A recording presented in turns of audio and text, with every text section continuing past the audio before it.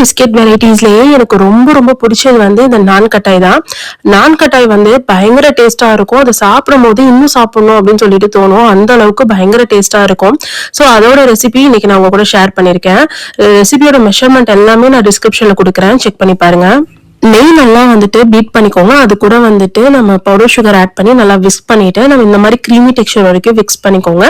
அதுல நம்ம வந்துட்டு மைதா மாவு, கடலை மாவு, பேக்கிங் பவுடர், அதுக்கப்புறம் ரவை, பால் பவுடர் இதெல்லாமே ஆட் பண்ணிட்டு நல்லா வந்து ஒரு விஸ்க் வந்து வச்சு நல்லா மிக்ஸ் பண்ணிக்கோங்க. ஸோ இந்த அளவுக்கு வந்ததுக்கு அப்புறமா அதுல ஏலக்காய் தூள் ஆட் பண்ணுங்க. கண்டிப்பா ஏலக்காய் தூள் ஆட் பண்ணுங்க, அப்பதான் உங்களுக்கு வந்து டேஸ்ட் வந்து நல்லா இருக்கும். இப்போ இதை நம்ம வந்துட்டு நம்மளுக்கு பிடிச்ச ஷேப்ல வந்துட்டு பண்ணி வச்சுக்கலாம். ஸோ நான் வந்துட்டு ரவுண்ட் ஷேப்ல தான் பண்ணியிருக்கேன். ஸோ அதுக்கு மேலே கொஞ்சம் நட்ஸும் ஆட் பண்ணியிருக்கேன். ஸோ இதை கரெக்டாக ஒரு 150 டிகிரி செல்சியஸ்ல ஒரு 20 மினிட்ஸ் வந்து பேக் பண்ணி எடுத்தோம் அப்படின்னா நம்ம சூப்பரான நான் கட்டாய் வந்து ரெடி ஆயிடும்.